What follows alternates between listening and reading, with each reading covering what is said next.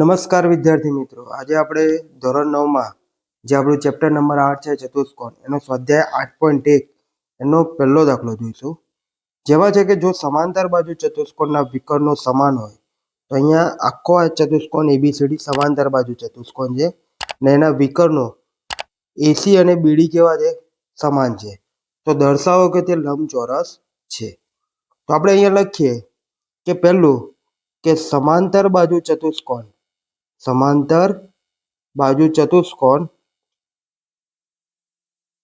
ABCD માં વિકર્ણો કેવા છે બંને? તો કે બંને વિકર્ણો સમાન છે. એટલે શું થશે કે એસી બરાબર બીડી થાય. હવે અહીંયા બે વિકર્ણો સમાન છે. આપણે જેટલું પક્ષમાં બી આપણે લખ્યું છે સમાંતર બાજુ ચતુષ્કોણ છે ને એના વિકર્ણો જ્યાં એસી અને બીડી છે કેવા છે? સમાન છે. હવે એસી અને બીડી વિકર્ણથી આપણને ત્રિકોણ મળે છે. તો ત્રિકોણ ડીએબી, બરોબર, આ ત્રિકોણ ડીએબી અને ત્રિકોણ સીબીએ. તો ત્રિકોણ સીબીએ એટલે આ ત્રિકોણ. હવે આ બે ત્રિકોણની વાત કરીએ આપણે. તો લખીએ અહીંયા કે ત્રિકોણ ડીએબી અને ત્રિકોણ સીબીએ માં, ચલો બંને ત્રિકોણમાં સરખું શું છે? તો કે બંને ત્રિકોણમાં સમાંતર બાજુ ચતુષ્કોણ એટલે સામસામેની બાજુ કેવી હોય? સરખી હોય. માટે લખીએ કે ડીએ બરાબર સીબી. પ્રમેય 8.2 મુજબ કે સમાંતર બાજુ ચતુષ્કોણની સામસામેની બાજુ કેવી હોય? સરખી હોય. હવે આ જે ડીએબી ત્રિકોણ છે અને આ સીબીએ ત્રિકોણ છે, બંને ત્રિકોણમાં સામાન્ય બાજુ કઈ છે? તો એબી બાજુ કેવી છે? બંને ત્રિકોણની સામાન્ય બાજુ છે. તો લખીએ એબી બરાબર એબી સામાન્ય બાજુ. ત્યારબાદ હવે અહીંયા દેખો, બંને વિકર્ણો આપણને પક્ષમાં જ કીધું છે કેવા છે? સરખા છે. એટલે બંને ત્રિકોણના પક્ષ એટલે કે એસી બરાબર બીડી. તો પક્ષમાં કેવા આપ્યા? સરખા આપ્યા. માટે લખી શકાય કે બાબા મુજબ ત્રિકોણ ડીએબી એકરૂપ ત્રિકોણ સીબીએ થાય. બંને ત્રિકોણ એકરૂપ છે એટલે જેમાં ડીએબી ત્રિકોણ અને સીબીએ ત્રિકોણ, આ બંને ત્રિકોણ કેવા છે? એકરૂપ છે. માટે અહીંયા એકરૂપ ત્રિકોણમાં જ્યાં ખૂણો એ પડે છે, અહીંયા એ, અને સીબીએ ત્રિકોણમાં આ જે ખૂણો બી પડે છે, બંને ખૂણા કેવા થાય? સરખા થાય. તો ખૂણાના નામ લખવાય તો શું લખાય? તો ડીએબી ખૂણો બરાબર ખૂણો સીબીએ. બંને ખૂણા સીપી મુજબ કેવા થાય છે? સરખા થાય છે. હવે બંને ખૂણા સરખા છે તો આપણે લખી શકાય કે સમાંતર બાજુ ચતુષ્કોણ એબીસીડી માં, બરોબર, એડી અને બીસી સમાંતર બાજુ છે અને એબી શું છે? એમની છેદિકા છે. આ હવે સમાંતર બાજુઓની છેદિકા કોણ છે? આ એબી છે. તો એબી છેદિકા હોવાથી છેદિકાની એક જ તરફના આ જે બંને ખૂણા છે જે અંતઃકોણ છે, બરોબર. તો છેદિકાના એક જ તરફના અંતઃકોણનો સરવાળો કેટલો હોય? 180 અંશ હોય. તો આપણે અહીંયા લખીએ કે સમાંતર બાજુ ચતુષ્કોણ, શોર્ટમાં લખીએ સબાચ એબીસીડી માં એડી સમાંતર બીસી અને એબી તેમની છેદિકા છે. માટે શું થશે કે ખૂણો ડીએબી વત્તા ખૂણો સીબીએ, ખૂણો ડીએબી વત્તા ખૂણો સીબીએ બરાબર 180 અંશ. કૌંસમાં લખીશું કે છેદિકાની એક જ તરફના અંતઃકોણ. ચલો હવે અહીંયા શું છે કે છેદિકાની એક જ તરફના બંને શું છે? તો કે અંતઃકોણ છે. માટે શું થશે? ખૂણો ડીએબી અને ખૂણો સીબીએ બંને ખૂણા શું છે? ભેગા કરો એટલે 180 થાય. એટલે પૂરક કોણ થયા. અને પૂરક કોણ હોવા સાથે શું છે? બંને ખૂણા કેવા છે? સરખા છે. તો આપણે લખી શકીએ અહીંયા કે આમ કાં તો માટે ખૂણો ડીએબી ખૂણો ડીએબી અને ખૂણો સીબીએ પૂરક કોણ છે અને સમાન છે. માટે પૂરક કોણ હોય અને સમાન હોય એટલે બંને ખૂણાના માપ કેટલા થાય? માટે લખી શકાય કે ડીએબી બરાબર ખૂણો સીબીએ બરાબર 90° થાય. ચલો હવે 90° થયો તો આપણે અહીંયા લખી શકીએ કે સાબિત શું કરવાનું હતું આપણે કે દર્શાવો કે લંબચોરસ છે. બરોબર, લંબચોરસ છે દર્શાવવાનું. એટલે કે આપણે લખી શકીએ કે એટલે કે સમાંતર બાજુ ચતુષ્કોણ ABCD માં ખૂણો A અને ખૂણો B બંને ખૂણા કાટખૂણા છે. માટે સમાન વિકર્ણો ધરાવતો સમાંતર બાજુ ચતુષ્કોણ ABCD કેવો છે? લંબચોરસ છે. તો મિત્રો લંબચોરસ છે. તો આપણે મિત્રો જે અહીંયા સાબિત કરવાનું હતું કે સમાંતર બાજુ ચતુષ્કોણ એ લંબચોરસ છે, સાબિત થાય છે. તો મિત્રો અહીંયા આપણો પહેલો દાખલો પૂર્ણ થાય છે. ત્યારબાદ આપણે જોઈએ આ ચેપ્ટરનો અને આ સ્વાધ્યાયનો બીજો દાખલો. કે બીજા દાખલામાં છે કે સાબિત કરો કે ચોરસના વિકર્ણો સમાન છે. મતલબ આ જે આખો આ ચોરસ છે એના વિકર્ણો સમાન છે અને તે એકબીજાને કાટખૂણે દુભાગે છે. વિકર્ણો સમાન છે અને એકબીજાને કાટખૂણે દુભાગે છે, સાબિત કરવાનું છે.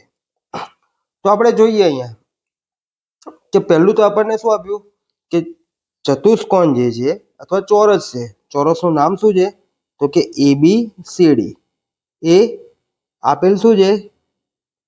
આપેલ ચોરસ છે. જેના વિકર્ણો કોણ છે તો કે વિકર્ણો એટલે કે જે AC અને BD, જેના વિકર્ણો કોણ છે? AC અને BD એકબીજાને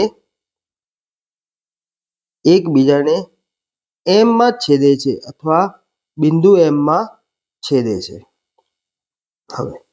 હવે આપણને ખબર છે કે પ્રત્યેક ચોરસ એ કેવો ચતુષ્કોણ છે? તો સમાંતર બાજુ ચતુષ્કોણ છે. તો લખીએ આપણે માટે પ્રત્યેક ચોરસ એ સમાંતર બાજુ ચતુષ્કોણ પણ છે જ. ઓકે, સમાંતર બાજુ ચતુષ્કોણ હોય તો આ બંને વિકર્ણો એકબીજાને શું કરે કે સમાંતર બાજુ ચતુષ્કોણના વિકર્ણો એકબીજાને દુભાગે છે. તો લખીએ માટે AC અને BD એકબીજાને દુભાગે છે. તો અહીંયા શું થયું? આપણને આ પરિણામ નંબર 1 મળ્યું કે સમાંતર બાજુ ચતુષ્કોણ અથવા ચોરસના જે વિકર્ણો છે એકબીજાને શું કરે છે? દુભાગે છે. હવે આપણને શું છે કે સાબિત શું કરવું કે એકબીજાને કાટખૂણે દુભાગે છે. બરોબર, અહીંયા કાટખૂણે એ છેદતા હોય છે એ સાબિત કરવાનું છે. તો હવે આ બે વિકર્ણોથી બનતા ત્રિકોણો, તો તમે અહીંયા ત્રિકોણ આપણે જોઈએ તો DAB, બરોબર, આ જે ત્રિકોણ છે અને બીજો છે CBA. તો CBA ત્રિકોણ ક્યાં છે? આવી રહ્યો. અને DAB ત્રિકોણ ક્યાં છે? આવી રહ્યો.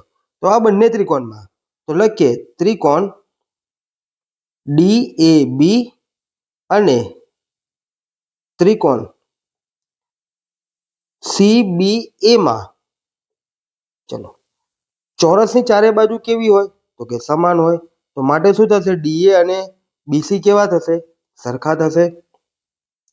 માટે લખીએ DA બરાબર CB અથવા BC ચોરસની બાજુઓ. ત્યારબાદ અહીંયા ખૂણો જે ચોરસના ચારે ખૂણા કેવા હોય? કાટખૂણા હોય. એટલે ખૂણો CDAB અને ખૂણો CBA આ બંને ખૂણા કેવા છે? કાટખૂણા છે, ચોરસના ચારે ખૂણા સરખા હોય એટલે કાટખૂણા હોય. તો લખીએ ખૂણો DAB બરાબર ખૂણો CBA ચોરસના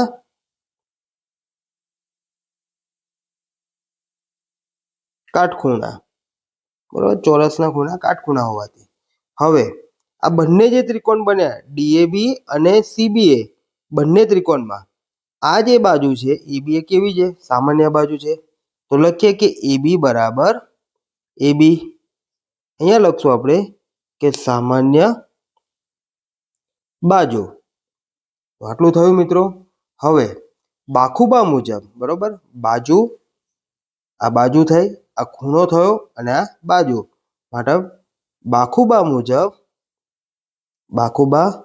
મુજબ ત્રિકોણ DAB એકરૂપ ત્રિકોણ CBA થશે. ચલો, બંને ત્રિકોણ કેવા થયા? એકરૂપ થયા. હવે એકરૂપ ત્રિકોણ થયા એટલે આપણે અહીંયા દર્શાવ્યું કે બંને વિકર્ણો જ્યાં એકરૂપ ત્રિકોણના જ અનુરૂપ અંગો છે, એટલે કે આ બંને વિકર્ણો કેવા છે? CPCT મુજબ સરખા બતાવીએ. માટે અહીંયા લખી શકાય કે ભાઈ AC બરાબર BD CPCT મુજબ બંને વિકર્ણો કેવા છે? સરખા. આને આપણે આપીશું નંબર 2. હવે આ બંને વિકર્ણો સરખા છે. હવે આગળ જોઈએ, આપણે શું સાબિત કર્યું? કાટખૂણે દુભાગે છે. તો જોઈએ હવે આગળ ફરીથી ત્રિકોણ AMB, એટલે ત્રિકોણ AMB ક્યાં છે?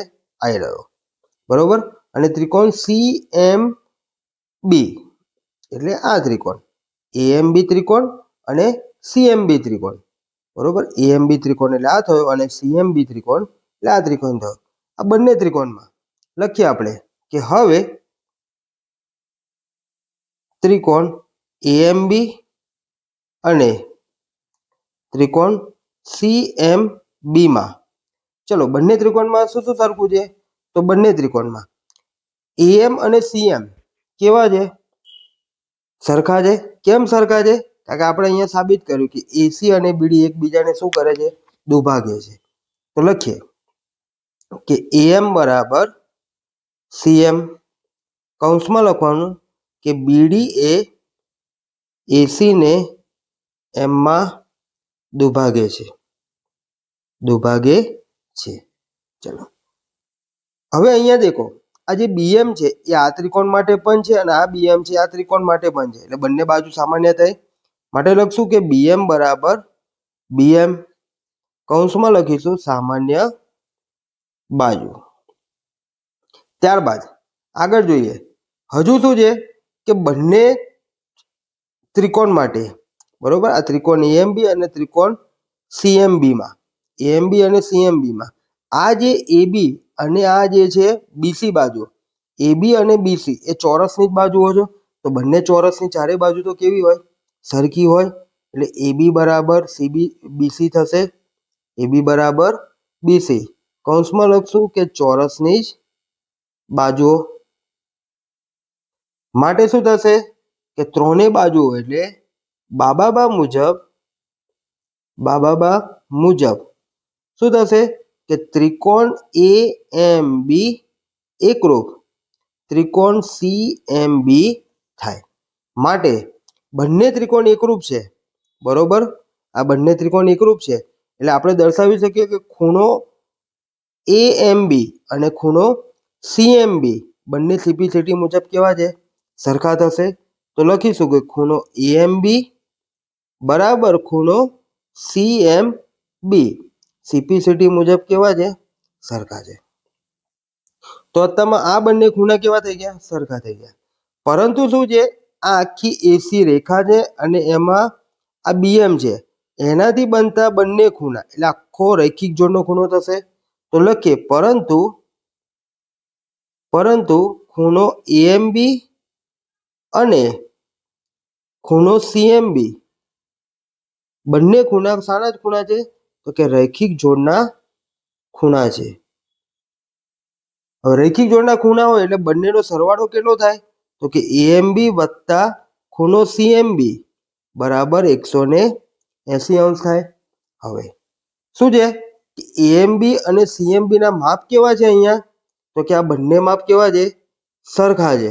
તો અહીંયા શું લખાશે કે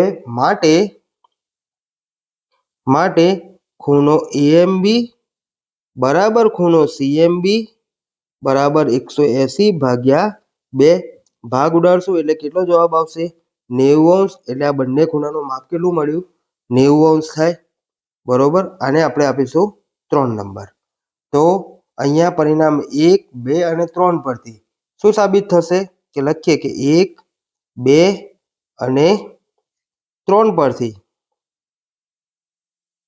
સાબિત થાય છે કે ચોરસના વિકર્ણો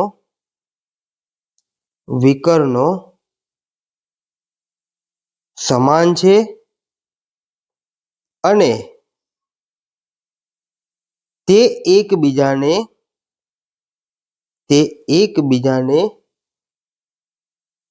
કાટખૂણે દુભાગે છે. બરોબર. કાટખૂણે એકબીજાને દુભાગે છે. મિત્રો અહીંયા આપણો બીજો દાખલો પૂર્ણ થાય છે. જો વિદ્યાર્થી મિત્રો તમને મારો વિડીયો ગમ્યો હોય તો લાઈક, શેર અને સબસ્ક્રાઇબ કરવાનું ભૂલશો નહીં કે જેથી કરીને આપણે આ જ ચેપ્ટરના આગળના વિડીયો આપ સુધી ઝડપથી મળતા રહે. આભાર મિત્રો.